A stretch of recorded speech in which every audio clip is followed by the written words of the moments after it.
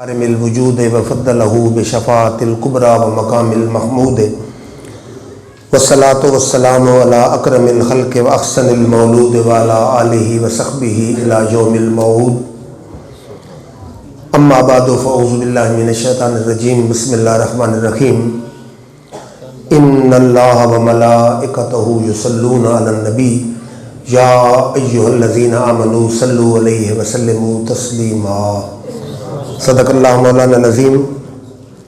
استاذ العلماء حضرت علامہ مولانا مفتی محمد امیر مظہری صاحب، صدر مدرس جامعہ حقانیہ قائدآباد، مجاہد اہل سنت حضرت علامہ مولانا محمد شعیب صاحب خطیب جامع مسجد بغدادی، جناب قاری محمد سعید صاحب، مولانا محمد اویس اکرم صاحب، عزیزم مولانا مظفر الدین صاحب، عزیزم مولانا محمد اسماعیل صاحب، عزیزم مولانا احمد رضا صاحب، عزیزم مولانا فرمان علی چشتی صاحب،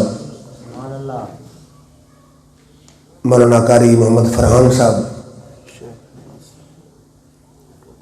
شاہد نواز صاحب اور حاضرین ذی احترام، سب سے پہلے میں اپنے عزیز مولانا ظہور احمد صاحب جماعتی انتظامیہ مسجد اہل محلہ کی خدمت میں گلہائے عقیدت پیش کرتا ہوں کہ ماشاءاللہ کئی سالوں سے بڑی محبت، خلوص، عقیدت اور انتہائی تعظیم و تکریم کے ساتھ اتنی خوبصورت محفل سجاتے چلے آ رہے ہیں۔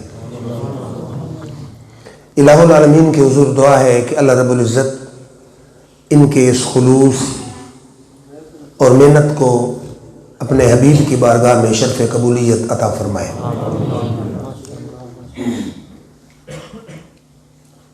ایک ہیں اعمال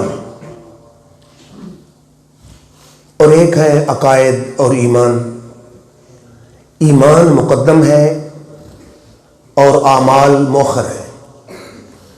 اگر ایمان ہے تو تب ہی اعمال کا فائدہ ہے، اگر ایمان نہیں، عقائد نہیں صحیح تو اعمال صالحہ کا کوئی فائدہ نہیں۔ اب میں آپ کو انگلینڈ میں، فرانس میں، چائنا میں، رشیا میں ایک عیسائی، ایک یہودی ایسا دکھا دیتا ہوں جو جھوٹ نہیں بولتا، قتل نہیں کرتا، غیبت نہیں کرتا، شراب نہیں پیتا، زنا نہیں کرتا۔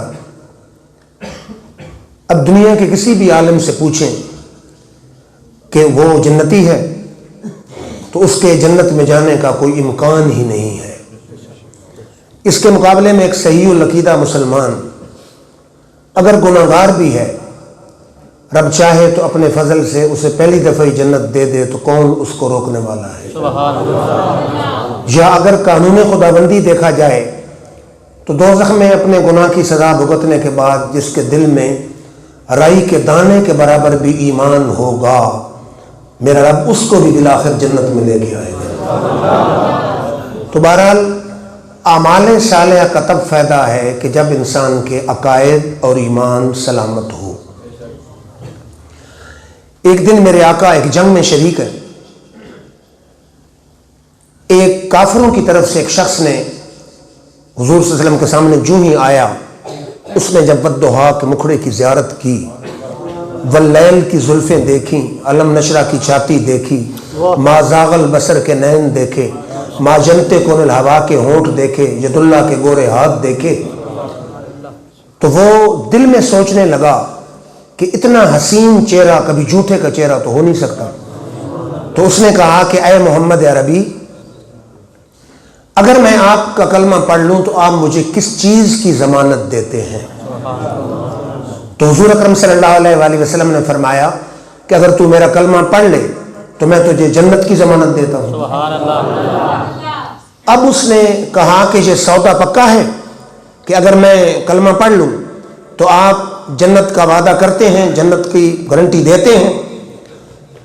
تو میرے آقا نے فرمایا ہاں، اگر تو کلمہ پڑھ لے تو میں تجھے جنت کی گارنٹی دیتا ہوں۔ چنانچہ اس نے وہیں پہ اپنے گھوڑے پہ سواری کی حالت میں اس نے کلمہ پڑھ لیا، لا الہ الا اللہ محمد رسول اللہ۔ اب اس کے دل میں خیال آیا کہ جس کا میں نے کلمہ پڑھا ہے ذرا سواری سے اتر کے اس کے ہاتھ اور پاؤں چوموں تو صحیح، اس سے اسلام کی تعلیم تو حاصل کروں۔ جب گھوڑے سے اترنے لگا، گھوڑے کی رکاب میں اس کا پاؤں پھنسا اور وہ گرا گردن کے بل، اور اس کی گردن ہی ٹوٹ گئی، وہیں مر گیا۔ اب مقام غور ہے، جو ہی میرے آقا نے اس کو دیکھا، فرمایا صحابہ کی جماعت جس نے دنیا میں کسی جنتی کو دیکھنا ہو تو اس شخص کی زیارت کر لیں۔ اب عقل انسانی یہ سوال کرتی ہے کہ اس کو جنت میں کس نے پہنچایا؟ نماز نے؟ نماز تو اس نے ایک ہی نہیں پڑھی۔ روزے نے؟ روزہ اس نے ایک ہی نہیں رکھا۔ حج نے؟ حج اس نے کی ہی نہیں۔ زکوٰۃ نے؟ زکوٰۃ اس نے دی ہی نہیں۔ تلاوت کلام مجید نے؟ اس نے تلاوت کبھی کی ہی نہیں۔ ذکر و فکر نے؟ اس نے کبھی ذکر خدا کیا نہیں۔ تو کس نے اسے جنت میں پہنچایا؟ اسے جنت میں پہنچایا ایمان نے، کہ اس نے ایمان لا چکا تھا، اس لیے اگرچہ اعمال نہیں ہے لیکن ایمان کی وجہ سے اللہ رب العزت نے اس کو جنت دے دی ہوگی۔ حضور نے فرما دیا کہ جنتی ہے تو ہمیں یقین ہے کہ واقعی وہ جنتی ہے۔ جب اس نے آخری لمحے کلمہ پڑھ لیا تو اعمال کا تو اعتبار ہی نہیں۔ اب ذہن میں جو سوال آتا ہے کہ آپ نے کہا کہ ایمان نے اسے جنت دے دی، ایمان کسے کہتے ہیں؟ اب لوگ کہتے ہیں کلمہ پڑھ لے، فلاں نے کلمہ پڑھ لیا، فلاں ایمان لے آیا۔ تو ایمان کا کیا معنی ہے؟ ایمان کا معنی ہے کملی والے آقا کو مان لینا۔ اس نے حضور اکرم صلی اللہ علیہ وآلہ وسلم کو مان لیا تو وہ جنتی ہے۔ ایمان نام ہی حضور اکرم صلی اللہ علیہ وآلہ وسلم کے ماننے کا ہے۔ اب شاید کسی کے ذہن میں خیال آئے کہ مانا تو اللہ تعالیٰ کو بھی جاتا ہے، لا الہ الا اللہ محمد رسول اللہ، پہلے تو اللہ کی توحید کی گواہی ہے، پھر حضور کی رسالت کی گواہی ہے۔ آپ کہتے ہیں اس نے حضور کو مان لیا، تو پہلے یہ دیکھیں کہ اس نے سب سے پہلے کس کے چہرے کی زیارت کی؟ محمد مصطفیٰ کے چہرے کی زیارت کی۔ وہ متصل کس سے ہوا؟ میرے آقا سے ہوا۔ اس نے ضمانت جنت کی کس سے لی؟ میرے آقا سے لی۔ تو ایمان پھر وہ تو لایا سب سے پہلے کملی والے کی ذات پر، بعد میں اللہ پر ایمان لایا۔ شاید آپ کو سمجھ نہ آئی ہو۔ اب اللہ ایک ہے، لا الہ الا اللہ، یہ کیا ہے؟ یہ خبر ہے، اور اس کا مخبر کون ہے؟ خبر دینے والا کون ہے؟ محمد مصطفیٰ ہے۔ اب کوئی آدمی آپ کو خبر دے تو خبر پر یقین بعد میں ہوتا ہے، مخبر پر یقین پہلے ہوتا ہے۔ اگر مخبر خبر دینے والے کو آپ مانتے ہیں، آپ کو یقین ہے، تو تب آپ کو خبر پر یقین آئے گا۔ تو اللہ ایک ہے، لا الہ الا اللہ، یہ خبر ہے، اور خبر دینے والے جناب محمد مصطفیٰ ہیں۔ تو آپ نے اللہ کو بعد میں مانا، مخبر کو پہلے مانا۔ بے شک اللہ کو بھی ماننا ایمان کے لیے ضروری ہے، لیکن پہلے انسان کملی والے آقا کو مانتا ہے، پہلے انسان کملی والے آقا پر ایمان لاتا ہے، پھر جا کے اللہ رب العزت پر ایمان لاتا ہے۔ کیونکہ حضور کی زبان پر جب اسے یقین ہوگا تب ہی تو وہ ایمان لائے گا۔ پھر غور فرمائیں کہ اللہ الہ الا اللہ خبر ہے، میرے آقا کیا ہے؟ مخبر ہیں۔ پہلے مخبر کو مانے گا تو تب خبر کو مانے گا۔ تو ایمان کس کا نام ہے؟ حضور صلی اللہ علیہ وسلم کے ماننے کا نام ہے۔ اب ماننا کیسے ہوتا ہے؟ اب آپ میری بات سن رہے ہیں، آپ مجھے مان رہے ہیں کہ ٹھیک ہے جی پڑھے لکھے ہیں، چلو قرآن حدیث پڑھتے ہیں، دلال کے ساتھ بات کرتے ہیں۔ یہ کیسے مان رہے ہیں؟ ماننا تب ہوتا ہے کہ پہلے اعتماد ہو۔ کسی پر اعتماد ہو تو انسان مانتا ہے۔ اعتماد کیسے آتا ہے؟ یکدم اعتماد آ جاتا ہے؟ اعتماد ایسے تو نہیں آتا۔ اعتماد آتا ہے تعلق سے۔ اب مثلا دنیاوی آپ کو مثال دیتا ہوں۔ آپ کا اعتماد بازار میں ایک شخص آتا ہے، کپڑے کو اس نے ایک سوٹ لینا ہے، ایک دفعہ کسی سے لے لیا، دوسری دفعہ کسی سے لے لیا، تیسری دفعہ کسی سے لے لیا، اسے کسی پر بھی اعتماد نہیں۔ اب ایک ہی دکان سے ایک دفعہ لے، کچھ عرصے کے بعد پھر لے، کچھ عرصے کے بعد پھر لے، تو اس کو اعتماد آئے گا۔ اعتماد کس سے آتا ہے؟ اعتماد آتا ہے تعلق سے۔ ماننے کے لیے اعتماد ضروری ہے، اعتماد کے لیے تعلق ضروری ہے۔ تو گویا ایمان مصطفیٰ کے ماننے کا نام ہے۔ ماننا تب آئے گا، پہلے اعتماد ہوگا۔ اعتماد تب ہوگا کہ پہلے آقا سے تعلق ہوگا۔ تو پھر مجھے کہنے دیجئے، ایمان ہے ہی تعلق مصطفیٰ کا نام۔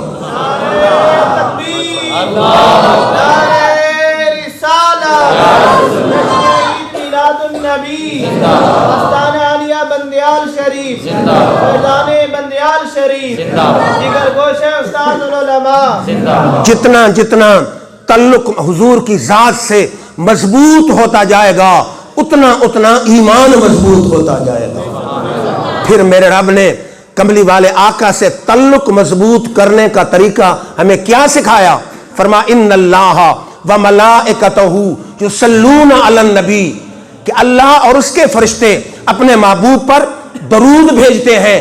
یا ایھا الذین آمنوا صلوا علیہ وسلموا تسلیما، اے ایمان والو تم بھی میرے یار پر درود بھی بھیجو اور سلام بھی خوب خوب بھیجو۔ آپ دیکھیں نا تعلق کیسے قائم ہوتا ہے۔ تعلق بنانے کا سب سے اہم ذریعہ اور طریقہ کیا ہے؟ سلام۔ تعلق کی ابتدا ہی سلام سے ہوتی ہے۔ ایک محفل میں آپ کسی آدمی کے ساتھ 100 بار اکٹھے ہوں، تعلق کیسے شروع ہوگا کہ آپ کہیں گے السلام علیکم۔ اس سلام سے ہی تعلق کی ابتدا ہوتی ہے۔ اس لیے میرے رب نے فرمایا کہ میرے محبوب پر سلام خوب خوب بھیجو، سلام بھیجو گے میرے یار سے تعلق قائم ہوگا، تعلق قائم ہوا تو ایمان آ جائے گا، ایمان آ گیا تو دین میں بھی کامیابی ہے اور آخرت میں بھی کامیابی ہے۔ اور پھر میرے رب نے کتنی حسین بات کی، فرمایا یا ایھا الذین آمنوا صلوا علیہ، میرے یار پر درود بھیجو، وسلموا سلام بھیجو، تسلیمہ مفعول مطلق ہے، خوب خوب بھیجو، درود بھی بھیجو اور سلام خوب خوب میرے یار پر بھیجو۔ اور یاد رکھیے درود پڑھنے سے درجہ بلند ہوتا ہے، سلام پڑھنے سے آقا سے تعلق قائم ہوتا ہے۔ درود پڑھنے سے اجرت ملتی ہے، سلام پڑھنے سے آقا کی قربت ملتی ہے۔ درود پڑھنے سے ثواب ملتا ہے، سلام پڑھنے سے آقا کا جواب ملتا ہے۔ سلام اور درود میں فرق ہے۔ پھر سنیں درود سے کیا ہوتا ہے؟ درجہ بلند ہوتا ہے، سلام سے آقا سے تعلق قائم ہوتا ہے، درود سے اجرت ملتی ہے، سلام سے آقا کی قربت ملتی ہے۔ درود سے کیا ہوتا ہے کہ ثواب ملتا ہے اور سلام سے آقا کا جواب ملتا ہے۔ شاید کو دوست کہے آپ اپنی طرف سے کہہ رہے ہیں، ابو داؤد کی حدیث ہے، میرے آقا نے فرمایا ما من احد یسلم علیہ الا رد اللہ علیہ روحی حتی رد علیہ السلام، فرمایا کوئی شخص مجھ پر سلام بھیجے، جگہ نہیں فرمائی، فرمایا مکے سے بھیجے تو اس کی مرضی، مدینہ سے بھیجے تو اس کی مرضی، لندن سے بھیجے تو اس کی مرضی، ڈھاکہ سے بھیجے تو اس کی مرضی، پاکستان سے بھیجے تو اس کی مرضی، واشنگٹن سے بھیجے تو اس کی مرضی، دہلی سے بھیجے تو اس کی مرضی، ڈھاکہ سے بھیجے تو اس کی مرضی۔ فرمایا کوئی بھی سلام بھیجے رب میری روح کو متوجہ کرتا ہے، میں آپ سلام کا جواب دیتا ہوں۔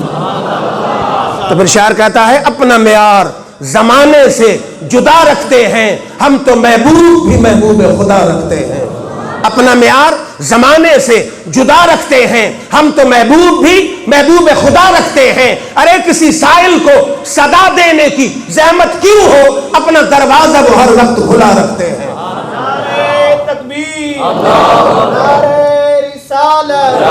جشن عید میلاد النبی، آستانہ عالیہ بندیال شریف، فیضان بندیال شریف۔ اور دوسری حدیث بھی ابو داؤد شریف، یہ ابو داؤد سیاستہ میں شامل حدیث کی کتاب ہے۔ دوسری حدیث ہے، میرے آقا نے فرمایا ما من احد یسلم علیہ فی شرق ولا فی غرب الا انا وملائکۃ ربی ارد علیہ السلام۔ فرمایا میرا کوئی عاشق مجھ پر سلام بھیجے، چاہے مشرق میں بھیجے چاہے مغرب میں بھیجے، جواب میں بھی سلام کا جواب دیتا ہوں، رب کے فرشتے بھی جواب دیتے ہیں۔ اور آپ کو پتا ہے علماء کی پوری جماعت بیٹھی ہے، سلام کرنا سنت اور مستحب ہے، جواب دینا واجب ہے۔ جب ہم واجب کا خیال رکھتے ہیں تو آقا کیسے خیال نہیں رکھتے ہوں گے؟ میرے دوست سلام بھیجنا تیرا کام ہے، جواب دینا محمد مصطفیٰ کا کام ہے۔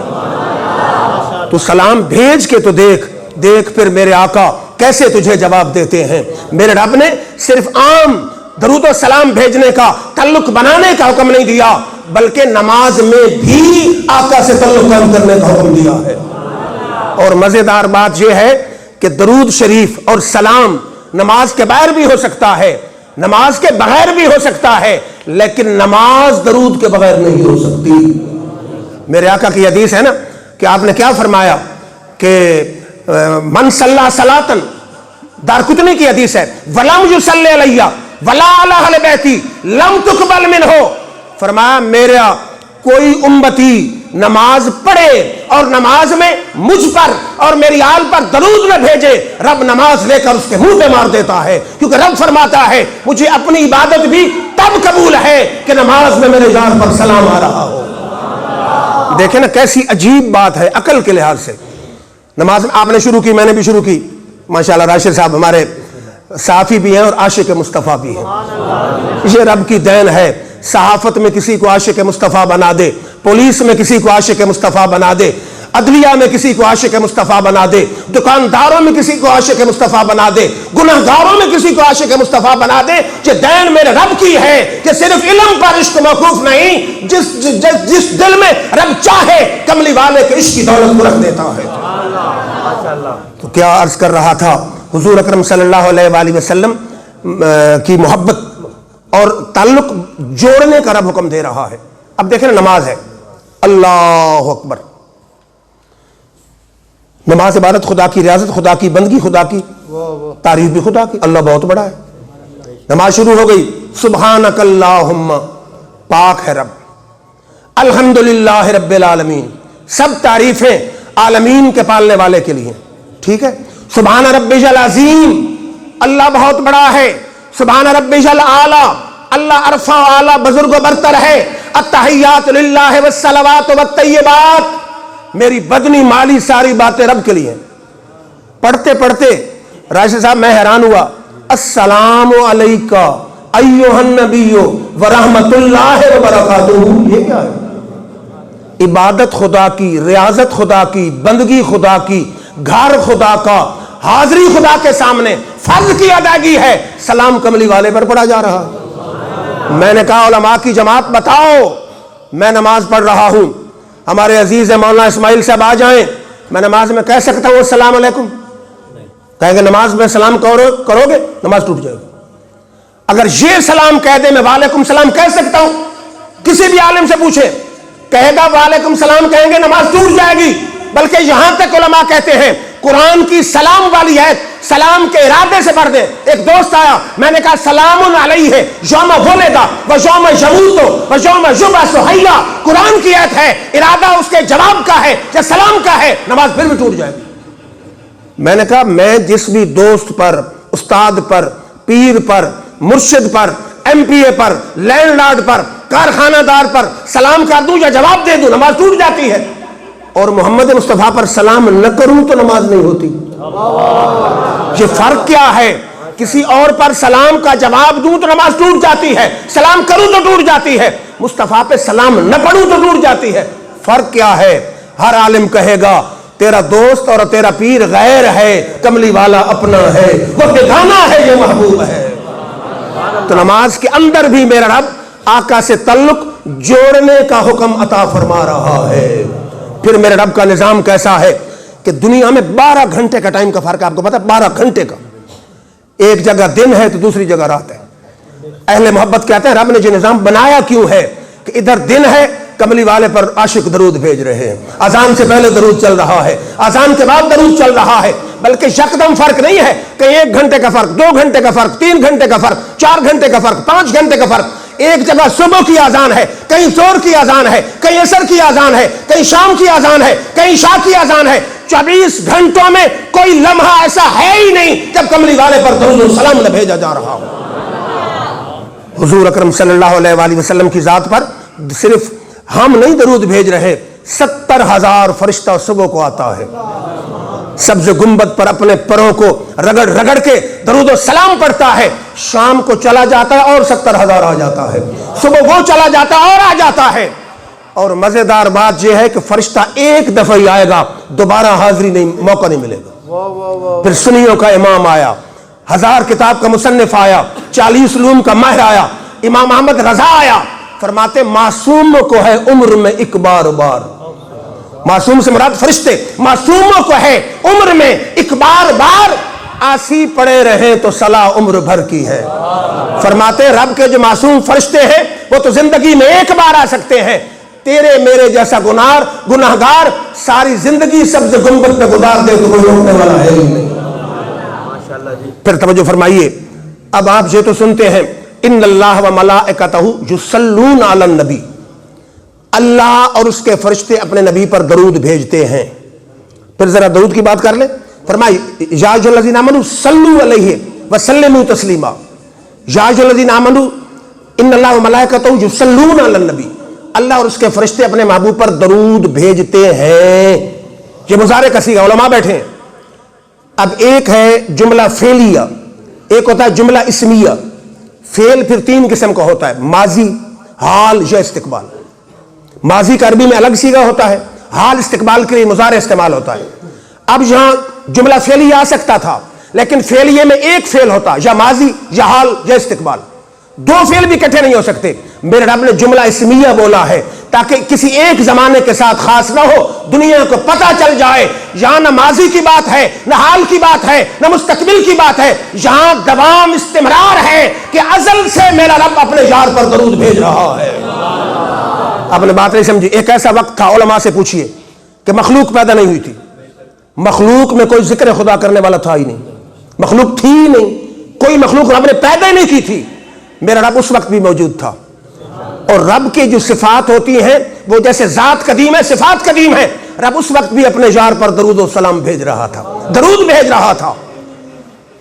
تو تیری ذات پر اے حسین دو عالم، خدا کا خدا کی قسم روز پہ ہم، تیری ذات پر اے حسین دو عالم، خدا کا خدا کی قسم روز پہ ہم، درود آ رہا ہے، سلام آ رہا ہے، سلام آ رہا ہے، درود آ رہا ہے۔ علماء بیٹھے، فلاسفہ کیا کہتے ہیں؟ زمانہ کس سے بنتا ہے؟ زمانہ کہتے ہیں بنتا ہے فلک الافلاک کی حرکت سے، ساتویں آسمان کی حرکت سے زمانہ بنتا ہے۔ ایک ایسا وقت تھا کہ ساتواں آسمان ہی نہیں بنا تھا، زمانہ ہی نہیں بنا تھا۔ جب زمانہ ہی نہیں بنا تھا، رب اس وقت بھی موجود تھا اور اپنے یار پر درود بھیج رہا تھا۔ کیسی بات ہے کہ جب زمانہ نہیں بنا تھا، زمانے کے بننے سے پہلے، مخلوق کے بننے سے پہلے رب تو موجود تھا اور اپنے یار پر درود بھیج رہا تھا۔ اور ایک ایسا وقت آئے گا جب سور پھونکا جائے گا، ساری مخلوق ختم ہو جائے گی، مخلوق میں کوئی ذکر خدا کرنے والا نہیں ہوگا، رب خود تو اپنا ذکر کر رہا ہوگا، مخلوق میں کوئی نہیں ہوگا، اس وقت بھی رب موجود ہوگا اور اپنے یار پر درود بھیج رہا ہوگا۔ اب ذرا ذیل سماعت فرمائیں، بعض لوگ کہتے ہیں کہ درود صرف درود ابراہیمی ہے، یہ بات سمجھیں، کہاں لکھا ہے درود صرف درود ابراہیمی؟ وہ تو بات ہی صرف نماز کی ہے، سارے اپنے دلوں میں لکھ لیں۔ نماز جب شروع ابتدا میں فرض ہوئی، سب سے پہلے نماز میں سلام بتا دیا گیا کہ السلام علیکہ ایھا النبی ورحمۃ اللہ وبرکاتہ۔ سیاستہ کی جتنی کتابیں تقریباً سب میں یہ حدیث موجود ہے۔ صحابہ نے کہا یا رسول اللہ ھذا السلام قد عرفنا فکیف الصلاۃ علیکہ، یا رسول اللہ یہ سلام تو ہم نے جان لیا، اب بتائیں درود کیسا پڑھنا ہے، کون سے پڑھنا ہے؟ قرآن کے دو حکم ہیں، ہر ذی شعور سمجھے، یا ایھا الذین آمنوا صلوا سواد کے ساتھ ہے، وسلموا سین کے ساتھ ہے، درود بھی پڑھو اور سلام بھی پڑھو۔ نماز میں سلام پہلے آ گیا، صحابہ نے عرض کی سلام تو ہم نے جان لیا، نماز میں درود کون سا پڑھنا ہے؟ حضور نے فرمایا درود ابراہیمی پڑھ لو۔ تو نماز میں سلام بھی آ گیا، درود بھی آ گیا۔ اب جو صرف درود ابراہیمی نماز کے باہر پڑھتے ہیں وہ مجھے درود ابراہیمی میں سلام دکھا دیں، سلام ہے ہی نہیں۔ اگر نماز کے باہر کوئی درود ابراہیمی پڑھنا چاہے تو ساتھ سلام پڑھے، السلام علیکہ ایھا النبی ورحمۃ اللہ وبرکاتہ۔ اور جو ہم اہل سنت والجماعت پڑھتے ہیں، جامع بھی ہے اور شارٹ بھی ہے، الصلاۃ والسلام علیکہ یا رسول اللہ، صلاۃ اور سلام ہو آپ پر اے رسول۔ صلاۃ بھی آ گئی، سلام بھی آ گئی، درود مکمل ہو گیا۔ پوچھیے علماء سے۔ پھر کبھی آپ نے سوچا ہے کہ رب کون سا درود پڑھتا ہے؟ رب ایسے ہی کہتا ہے الصلاۃ والسلام علیکہ یا رسول اللہ، یہ رب بھی کہتا ہے اللہم صلی علی محمد کما صلیت علی ابراہیم۔ رب کون سا درود پڑھتا ہے؟ رب اس قسم کے رب کس کو کہتا ہے کہ تو درود بھیج؟ ہم تو رب کو کہتے ہیں تو درود بھیج، رب کس کو کہتا ہے؟ رب کے درود بھیجنے کا معنی پتہ ہے کیا ہے؟ اٹھائیے تفسیر کبیر، تفسیر ابن جریر، امام سیوطی کی در منصور، امام قسطلانی کی کتب اٹھائیے، امام اسقلانی کی اٹھائیے، سب نے لکھا ہے ایک معنی اس کا یہ ہے اظہار عظمتہ و ثناؤہ الجمیل عند الملائکہ۔ دو باتیں ہیں، رب کا درود بھیجنے کا معنی کیا ہے؟ رب اپنے یار کی عظمت فرشتوں کے سامنے بیان کرتا ہے. اظہار و عظمت ہی رب فرشتوں کی محفل سجا کے اپنے یار کی عظمت بیان کرتا ہے اور اپنے یار کی خوبیاں بیان کرتا ہے کہ میرے یار کا علم ایسا ہے، مقام ایسا ہے، شان ایسی ہے، صفت ایسی ہے، بال ایسے ہیں، چہرہ ایسا ہے، حسن ایسا ہے. رب کس کے فرشتوں کے سامنے کملی والے کی عظمت بیان کرتا ہے اور کملی والے کی کیا کرتا ہے؟ تعریف کرتا ہے، خوبیاں بیان کرتا ہے. ایک معنی آیا. دوسرا معنی بخاری میں امام ابو العالیہ جو تابعی ہیں ان کے حوالے سے موجود ہے. کیا ہے کہ ثناء اللہ علیہ عند الملائکہ و تعظیمہ. اللہ کے درود بھیجنے کا مطلب کیا ہے کہ فرشتوں کے سامنے رب اپنے یار کی تعریف کرتا ہے اور اپنے یار کی عظمت بیان کرتا ہے. اب آگے یہ کہ فرشتے کیا درود بھیجتے ہیں، تو یہ کتب میں موجود ہے کہ جب رب کملی والے کی عظمت بیان کرتا ہے نا، شان بیان کرتا ہے، مقام بیان کرتا ہے، فرشتے کیا طلب مزید، وہ لکھتے ہیں طلب مزید. فرشتے کہتے ہیں یا اللہ اپنے یار کی اور تعریف کر، اور عظمت بیان کر، اور عظمت بیان کر، اور عظمت بیان، طلب مزید. فرشتے کہتے ہیں یا اللہ ہمیں بھی سکون آ رہا ہے تیرے یار کی تعریف کر کے، تو اپنے یار کی اور تعریف بیان کر. اور ایک معنی امام راغب اصفہانی نے لکھا ہے تزکیہ. پھر وہ لکھتے ہیں جیسے تزکیہ تو شہود ہوتا ہے، کسی کیس میں گواہ ہے نا، دوسرا فریق گواہوں پر اعتراض کرے، اس کو کہتے ہیں گواہوں کی تزکیہ، یعنی صحیح ہے، ان پہ کوئی اعتراض شرعی نہیں ہے، اس کو کہتے ہیں تزکیہ. تو جیسے تزکیہ تو شہود ہے، میرا رب بھی اپنے یار کا تزکیہ بیان کرتا ہے کہ لوگو تم میرے یار پر اعتراض کرتے ہو، میں خالق ہوں، بنانے والا ہوں، بھیجنے والا ہوں. میں کہتا ہوں میرا یار ہر عیب سے پاک ہے، ہر نقص سے پاک ہے، ہر کمی سے پاک ہے، ہر کمی سے پاک ہے. ہم نے تو اپنے یار کو اکمل اور کامل بنا کے بھیجا ہے. اور مزیدار بات یہ ہے نا کہ حضور کی سنت اور حدیث تقریری سے ثابت ہے. حضور بیٹھے ہیں، حضور نے فرمایا حسان میرا دل چاہتا ہے میرے ممبر پہ آ کے تو دنیا کو میری ناز سنا. حضور فرش زمین پہ ہے، حسان حضور کے ممبر پہ ہے. حسان کہتا ہے خلقت مبرئا من کل عیب کانک قد خلقت کما تشاء. یا رسول اللہ، اللہ نے آپ کو تمام عیبوں سے پاک پیدا کیا ہے. مجھے تو یوں لگتا ہے کہ اللہ نے آپ کا ہر عضو آپ سے پوچھ پوچھ کے بنایا ہے. واحسن من کلم ترکت عینی واجمل من کلم تلد النساء. آپ سے بڑھ کے حسین میری آنکھ نے دیکھا نہیں ہے، بلکہ آپ سے بڑھ کے حسین آج تک کسی ماں نے جنا نہیں ہے. حضور چپ ہے، اس کا مطلب چپ کیا ہے؟ نبی ایسے غلط بات پر چپ نہیں کر سکتا. حضور کا چپ ہونا گویا حدیث تقریری سے ثابت ہو گیا.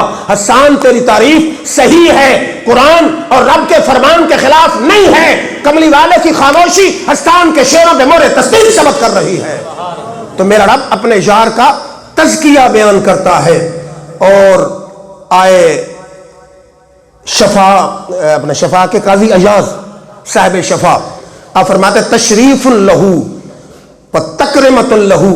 اللہ تعالیٰ حضور کی قدر و منزلت اور بزرگی اور شرف کو بڑھاتا رہتا ہے. ایک معنی اس کا کہ اللہ کے درود بھیجنے کا کیا ہے؟ تشریف لہو و تکرمت لہو. اللہ تعالیٰ حضور کی بزرگی، قدر، منزلت، شرف، مکان، عظمت کو ہر لمحے بڑھا رہا ہے. اور ادھر قرآن کہتا ہے وَلَلْآخِرَةُ خَيْرٌ لَكَ مِنَ الْأُولَىٰ. پیارے تیری ہر بعد والی گھڑی پہلی گھڑی سے بہتر ہے.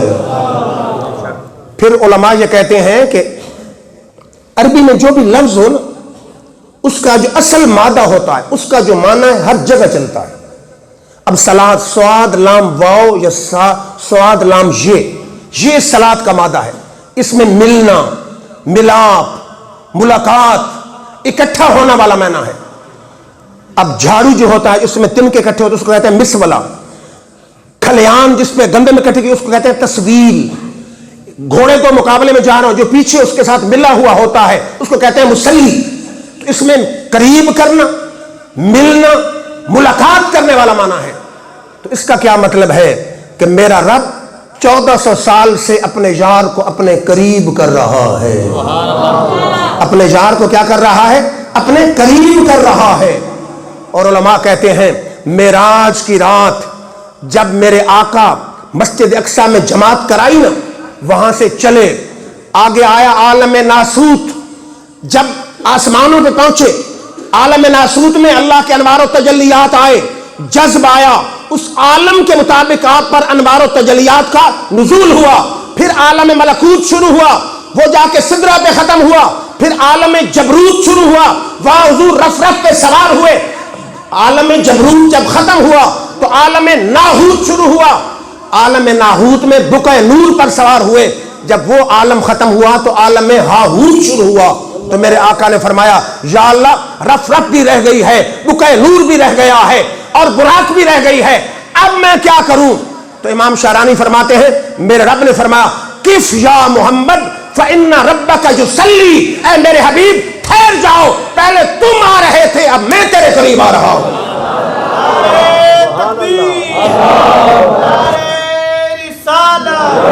جشن عید میلاد النبی، آستانہ عالیہ بندیال شریف، فیضان بندیال شریف، ادھر گوش ہے استاد العلماء۔ ماشاءاللہ آپ کہیں گے پتہ نہیں کیا عالم شیر دی، اب ذرا قرآن کی بات کر لیتے ہیں۔ میرے رب نے فرمایا دنا، میرا یار میرے قریب ہوا۔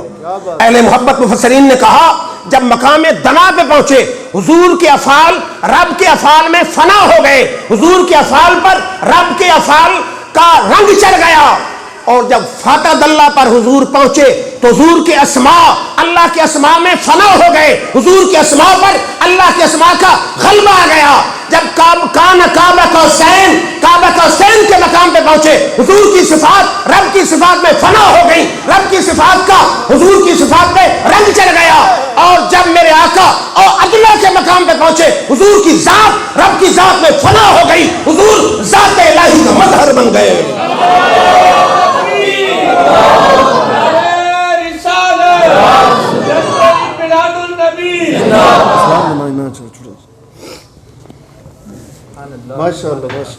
پھر کیا مقام ہوا؟ وہ عاشق کہتے ہیں نا ہک ہے جیڑا ہک نو ڈوں کر جانے کافر تے مشرک ہے۔ اتنا قریب کیا، کیا مطلب حضور معبود نہیں، فرق ہے، حضور عابد رب معبود، حضور خالق حضور مخلوق۔ فرق کیا ہوا کہ رب نے فرمایا محبوب اب تیری محبت میری محبت، تیری دوستی میری دوستی، تیری دشمنی میری دشمنی، تیری نافرمانی میری نافرمانی، تیری بیعت میری بیعت، جو تجھ سے دور ہوا مجھ سے دور ہوا، جو تیرے قریب ہو گیا میرے قریب ہو گیا، جو تیرا ہو گیا وہ میرا ہو گیا ہے۔ پھر توجہ فرمائیے کہ امام مجاہد نے تفسیر بیان کی اسی کی کہ دنا میرا یار میرے قریب ہوا، فتح اللہ اور قریب ہوا، فقام کعبہ قوسین حتیٰ کہ کمان کے دوسرے اور ادنا جس سے بھی قریب ہوا۔ انہیں کہا کہ کعبہ قوسین کیا ہے؟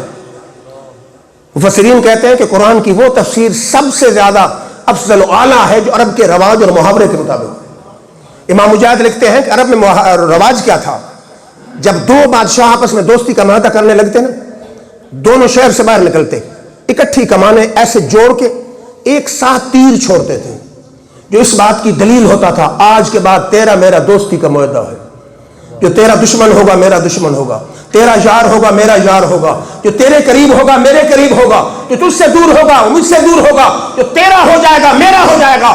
میرے رب نے فرمایا محبوب تیرے علاقے کے رواج کے مطابق عرش پہ آ جا، میں تیرے ساتھ کعبہ قوسین کا معاہدہ کر رہا ہوں، آج کے بعد جو تیرا یار وہ میرا یار، جو تیرا ہو گیا میرا ہو گیا، جو تیری بیعت کر لے میری بیعت کر لے، جو تجھ سے محبت کر لے وہ مجھ سے محبت کر رہا ہے۔ نعرہ رسالت، نعرہ حیدری، جشن عید میلاد النبی، عظمت مصطفیٰ، آستانہ عالیہ بندیال شریف، فیضان بندیال شریف۔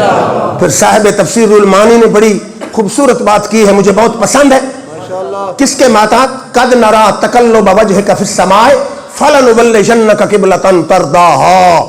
آپ نے وہ سارا بات تو آپ کے ذہن میں ہوگی، اس مسجد کو مسجد قبلتین سمجھیں، میرے آقا وہاں کھڑے ہو کر بیت المقدس کی طرف منہ کر کے جماعت کرا رہے ہیں۔ پہلے سارے انبیاء کا قبلہ بیت المقدس، حضور کی مکی زندگی کا قبلہ بیت المقدس، مدنی زندگی کے 17 مہینے میں قبلہ وہی بیت المقدس رہا، 17 مہینے ختم ہونے والے تھے، میرے آقا ادھر منہ کر کے جماعت کرا رہے تھے۔ دوران نماز حضور کے ذہن میں خیال آیا کاش رب قبلہ تبدیل کر دے۔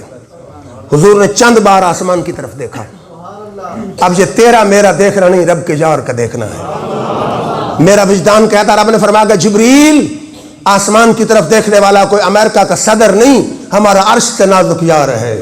مزہ تب ہے کہ 4 رکعت والی نماز ختم نہ ہو اور وہی پہنچ جائے، دوران نماز جبریل آ گیا، اس نے کہا قد نرا تقلبا وجہ کا فی السماء فلنولینک قبلۃ ترضاھا۔ میرے حبیب آج ہم تیرا چہرہ بار بار آسمان کی طرف پھرتا دیکھ رہے، جو قبلہ تمہیں پسند ہے وہی قبلہ ہمیں پسند ہے۔ پھر علماء بیٹھے ہیں ہمارے ماشاءاللہ فاضل طلبہ، فاضل علماء بیٹھے ہیں، بندیال سے فارغ التحصیل ہونے والے ماشاءاللہ قیدآباد میں ہر جگہ یہ ہمیں موتیوں کی طرح جگمگاتے چمکتے نظر آتے ہیں۔ ہمارا دل بھی باغ باغ ہو جاتا ہے کہ ہماری محنت بھی کارگر ہوئی، ٹھکانے پہنچی۔ اور وہ ہمارے عزیز ہیں آصف صاحب، پتہ نہیں میرے تعارف میں کیا کہہ گئے، یہ کوئی ہمارا کمال نہیں۔ میں پہلے کہا کرتا ہوں کہ جو آدمی دین کا کام کر رہا ہو اسے اکڑنا نہیں چاہیے، تکبر نہیں کرنا، الٹا رب کا شکر کرنا چاہیے کہ تو نے مجھے اس قابل سمجھا کہ میں تیرے دین کا کام کر رہا ہوں۔ اور اہل سنت کو اپنے کام پر، نام پر، عہدوں پر فخر نہیں ہوتا۔ ہمارا تو وہ زلیخا والا معاملہ ہے نا کہ نمی گویم کے پیشے تو عزیزم کنیزاں نے ترا کم تر کنیزم۔ وہ حضرت یوسف توجہ نہیں کرتے تھے نا، تو زلیخا نے کہا میں یہ نہیں کہتی کہ میں تیری محبوبہ ہوں، تو اپنی نوکرانیوں کی نوکرانی میں شامل کر لے، پھر بھی مجھے فخر ہے۔ ہم تو آقا کے در کے کتوں میں بھی شامل ہو جائیں تو ہمیں فخر محسوس ہوتا ہے۔ تو یہ ہمارے والد صاحب کی تربیت ہے۔ ممبر رسول پر بیٹھ کے کہہ رہا ہوں اللہ کی قسم، جب بھی انسان کہیں جائے کہتے ہیں اللہ کی رضا کے لیے جاؤ، خلوص کے ساتھ جاؤ۔ اور مولانا طاہر صاحب بندیالوی رحمۃ اللہ علیہ، مجھے یاد ہے کراچی میں ان سے پڑھتا تھا نا، بندیال میں پڑھتا رہا ہوں۔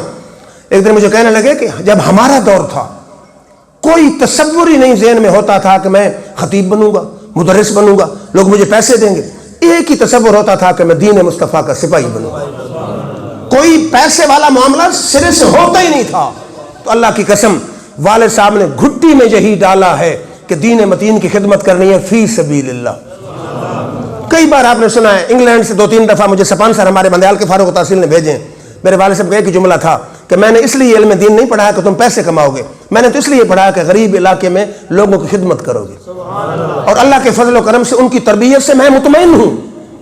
جو کچھ ہمارا مطلب خرچہ ہمارا چل جاتا ہے، زیادہ کی ہمیں کبھی فکر نہیں ہوئی، اور میں اپنی زندگی پر مطمئن ہوں کہ میری زندگی ایک لائن پر چل رہی ہے اور خدمت دین میں صرف ہو رہی ہے۔ نعرہ تکبیر، نعرہ رسالت، آستانہ عالیہ بندیال شریف، میدان بندیال شریف، جگر گوشہ استاد العلماء۔ وہ اللہ نے فرمایا ابھی چہرہ بدلو۔ اب اس مقام پہ فارسی شاعر آیا، اردو شاعر آیا اور پنجابی شاعر آیا۔ سبحان اللہ۔ فارسی علماء کے لیے ڈاکٹر اقبال کہتا تور موجے از غبار خاناش، تور موجے از غبار خاناش، کعبہ را بیت الحرم کا شاناش، کہ تور تو میرے آقا کے رستے کی گرد ہے، کعبے کا کعبہ محمد عربی کا گھر ہے۔ اردو شاعر آیا، اس نے کہا تیری عظمتوں سے ہوں بے خبر، یہ میری نگاہ کا قصور ہے، تیری راہ گزر پہ قدم قدم کہیں کعبہ ہے کہیں دور ہے۔ پنجابی شاعر آیا، اس نے کہا پانی لوڑ دیتا محبوبہ تیرے ہک ویکھن تے اس کعبہ موڑ دیتا۔ بہرحال اللہ نے فرمایا ابھی رخ بدلو۔ دیکھیں نا کیسا محبوب محب کا تعلق ہے۔ نماز میکسیمم کتنے منٹ لگتے ہیں؟ آپ اور میں تو 4-5 منٹ پڑھ لیں، حضور 10 منٹ پہ پڑھ لیتے ہوں گے۔ 10 منٹ بھی میرے رب نے لیٹ نہیں فرمایا کہ میرے یار نے آسمان کی طرف دیکھا ہے، فرمایا ابھی رخ بدلو۔ حضور وہاں سے چل کے یہاں آ گئے، وہ ادھر کر لیا۔ اب پیچھے کو آپ اور میں کھڑے تھے، ابو بکر صدیق کھڑے تھے، عثمان غنی کھڑے تھے، عمر فاروق کھڑے تھے۔ کسی نے نہ دلیل پوچھی، نہ قرآن پوچھا، نہ جبریل پوچھا، نہ وحی پوچھی۔ انہوں نے کہا سونیا ہمارا قبلہ تیرا چہرہ ہے، جدھر پھرتا جائے گا قبلہ بھی بدلتا جائے گا۔ ان کا عقیدہ کیا تھا؟ تیرا سنگ در جو نہ مل سکا، تیری راہ گزر پہ جبیر سہی، ہمیں سجدہ کرنے سے کام ہے، جو وہاں نہیں تو یہیں صحیح۔ اب اصل بات میں اور سنانا چاہتا تھا، یہ تو ضمناً آ گئی۔ اس مقام پہ صاحب تفسیر روح المعانی علامہ محمود آلوسی علماء دیوبند، ہم دونوں ان کو بڑا معتبر اور مستند سمجھتے ہیں، اپنا مقتدا سمجھتے ہیں۔ آپ فرماتے ہیں کہ اللہ نے کیا فرمایا؟ امل کعبۃ فہج قبلۃ جسدے کا و قبلۃ روح کا آنا فقبلتی انت۔ محبوب سے جو کعبہ ابراہیمی ہے تیرے جسم کا قبلہ ہے، تیری روح کا قبلہ میں ہوں اور میرا قبلہ تو ہے۔ آپ نے بات نہیں سمجھی۔ اللہ نے فرمایا محبوب یہ کعبہ تیرے جسم کا قبلہ ہے، تیری روح کا قبلہ میں ہوں اور میرا قبلہ تو ہے۔ اب شاید کسی دوست کے ذہن میں خیال ہے قبلہ تو کہتے ہیں جائے عبادت، مرکز عبادت کو، مرکز عبادت نہیں، مرکز توجہ کو قبلہ کہتے ہیں۔ میرا رب فرمانا جو چاہتا ہے میرے حبیب تیرا مرکز توجہ میں ہوں، میرا مرکز توجہ تو ہے، تو میرا ہے میں تیرا ہوں۔ شاید کوئی دوست کہے مرکز توجہ ہاں، اب دیکھیں نا میں ادھر دیکھ رہا ہوں، میں ادھر دیکھوں، علامہ صاحب کہیں کہ آپ ادھر دیکھ رہے ہیں، یہ کس وقت ہوگا؟ جب یہ پہلے ہی مجھے دیکھ رہے ہیں۔ میرے آقا نے آسمان کی طرف دیکھا، میرے رب نے فرمایا قد نرا، میرے حبیب آسمان کی طرف دیکھ رہے ہو، مجھے کہنے دیجئے، مجھے تو یوں لگتا ہے رب دیکھ ہی چہرے مصطفیٰ رہا تھا۔ شاید کو دوست کہے یہ آپ کے اپنے جملے ہیں، میں قرآن پڑھ دیتا ہوں۔ فرمایا فَإِنَّكَ بِأَعْيُنِنَا، میرے حبیب تو رہتا ہی ہماری آنکھوں کے سامنے ہے۔ وہ دیکھنے والوں سے جدا دیکھ رہا ہے، خالق تو محمد کی ادا دیکھ رہا ہے۔ وہ دیکھنے والوں سے جدا دیکھ رہا ہے، خالق تو محمد کی ادا دیکھ رہا ہے۔ گناہگار کی نظریں ہیں سرکار کی جانب، سرکار کے چہرے کو خدا دیکھ رہا ہے۔ پھر توجہ فرمائیے، علامہ ابن حجر حیثمی نے لکھا ہے، حضور صلی اللہ علیہ وسلم کی حدیث، آپ نے فرمایا اکثروا من الصلاۃ علی، مجھ پر کثرت سے درود بھیجا کرو، فإنکم ستسألون انی فی القبر، حضور نے فرمایا قبر میں تجھ سے میرے بارے میں سوال ہوگا۔ سمجھنے کی کوشش کریں حضور نے کیا حدیث کیا لکھتے ہیں، اور بھی اس کے حوالے ہیں، ابن حجر حیثمی نے لکھی ہے، بہت نقاد ہیں، مجموع الزوائد والے ابن حیثمی، علامہ حیثمی آپ فرماتے ہیں حضور نے فرمایا مجھ پر درود کثرت سے بھیجا کرو، اکثروا من الصلاۃ علی، مجھ پر درود کثرت سے بھیجو، کیوں؟ فرمایا تم سے میرے بارے میں قبر میں پوچھا جائے گا۔ اب جملے آپ خود مکمل کریں، درود کثرت سے بھیجو تاکہ تمہارا میرا تعلق مضبوط ہو جائے۔ جب تعلق مضبوط ہو جائے گا قبر میں، جب تم نبی پہچان سکو تو میں کہوں گا فرشتوں یہ نہیں پہچانتا تو میں پہچانتا ہوں میرا عاشق ہے۔ کوئی میری بات سمجھ آ رہی ہے؟ شاید کو دوست کا ابن حیثمی کو نہیں مانتے تو میں ابن ماجہ سے پیش کر دیتا ہوں۔ ابن ماجہ میں حدیث کیا ہے؟ اما فتنۃ القبر، حضور نے فرمایا فبی تفتنون وانی تسألون، سیاستہ میں شامل حدیث کی کتاب، حضور نے فرمایا قبر کی آزمائش، فرماؤ میرے غلاموں تمہیں پتہ ہونا چاہیے قبر میں میرے بارے میں آزمائش ہوگی، میرے بارے